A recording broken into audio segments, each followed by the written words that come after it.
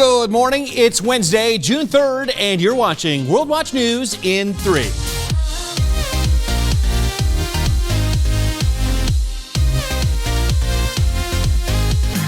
Let's begin with the economy this morning, what Americans spent, earned, and saved in the month of April.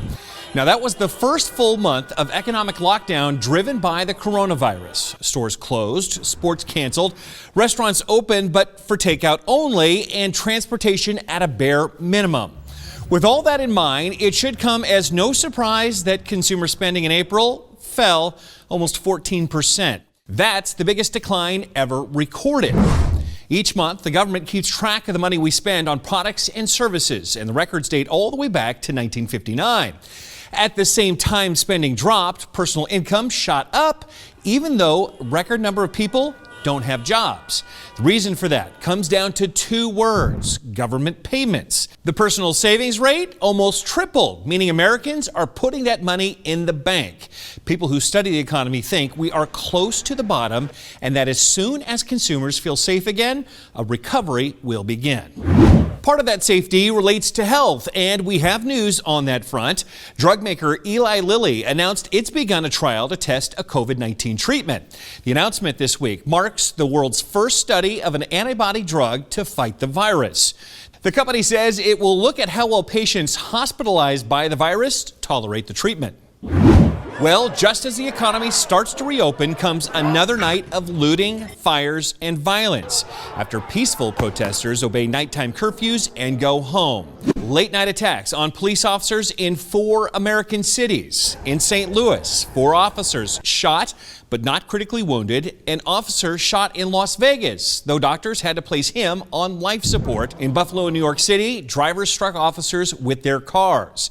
Near the White House in Washington, President Trump put helicopters in the skies as a show of force and put local officials on notice. If a city or state refuses to take the actions that are necessary to defend the life and property of their residents, then I will deploy the United States military. That's very rarely done. National Guard units under state control typically deal with unrest inside U.S. borders. The idea was to get stuck in the ice on purpose, to become isolated for an entire year, but not that isolated. 600 scientists from 19 countries, the biggest and most ambitious Arctic mission ever. Now, they were prepared for everything from polar bear attacks to blizzards, but not a virus. With borders slammed shut and flights cut, a relief team is finally making its way to the top of the world aboard 2 ships. 2 months late, lots of interrupted research, but the expedition still hopes to accomplish its goals. Study the atmosphere, the ocean, sea ice, ecosystems, and natural processes of the Arctic. Oh, and do it all alone, frozen alone in the ice?